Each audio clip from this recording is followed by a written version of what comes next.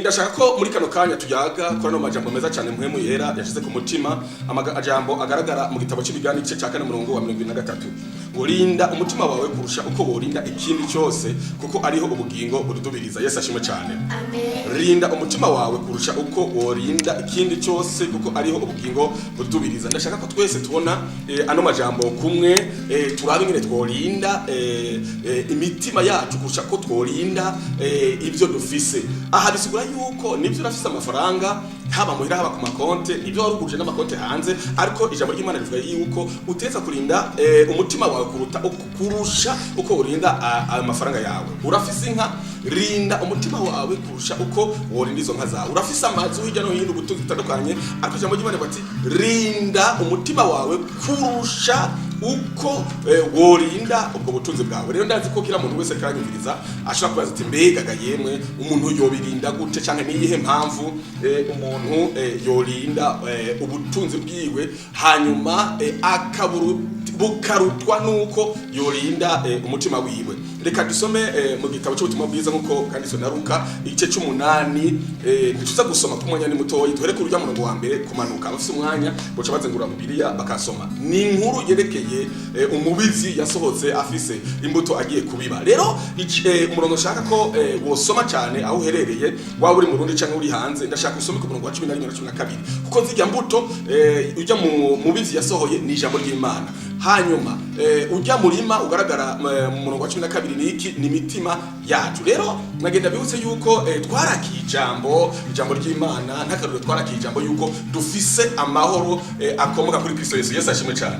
Rero ayo mahoro akomoka kuri Kristo Yesu iryo jambo ryaraje riza mu mitima yacu. Iryo jambo ryaje nk'iki nk'urubuto. Ubwo rubuto rero muratsi ko urubuto ngeteza bitegeza kumera bushitse mu ivu ni ngombwa rumere rugira imizi. Rero iryo jambo natwe twakeriye na karoro natanze ryaraje riragira imizi, rimaze kugira imizi hama riraduga hama rigira ivyamwa. Muratsi ko imbuto imisi yose tuziteye zirakura zikagira ivyamwa. Rero ni ijambo twakiriye amahoro, dufise amahoro. Iryo jambo twararyakiriye bishika ku rugezo rigira ivyamwa. Muratsi ko dufise amahoro, turapfisha tukagira amahoro, turakena tukagira amahoro, turaja mu bibazo tukagira amahoro. Rero naya amahoro dufise nakandi karoro no bahereza. Muratsi ko ari ijambo rivuga yuko turi abatunzi. Kristo yigize umworo ku musaraba maze ducika abatunzi. Iryo jambo twararyakiriye riza mu mitima yacu, niyo mirima maze riragira imizi rirakura, maze ko turi abatunzi tubona none by'ubutunzi biraje kuri twebwe, turagira amafaranga, turagira amazu, turagira ibintu byose bitandukanye. Rero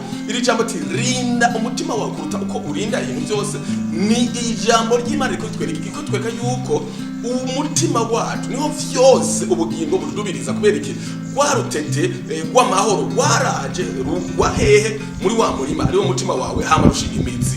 Rero ijambo ry'Imana riko ratwereka ati hoba ari kibazo gikomeye cyane mu gihe umwazi yoza akarirandura cyangwa agatera iyindi mbuto, kuko vyose biba bipfuye gucutakaza amahoro. Kwa amahoro dufise afatanye na gwarutete waza mu mutima wawe ariwo murima wawe maze haza igiti n'akarorero igiti cyama amahoro cyangwa gwarutete rwaza ati turabatunzi ruza mu mutima wawe niwo mubiri wawe niwo murima wawe maze haza igiti kirakura igiti cy'ubutunzi. Rero cyo gituma hajya umuntu iya kurenganije akagutwara ubutunzi ufise uramusengera umuhezagire kuko atwaye ivyamwa bya ca giti cy'ubutunzi, ariko ntagutwaye igiti canke ngo agice kuko akurenganije wewe usigarana wa murima wawe utemwe ca giti.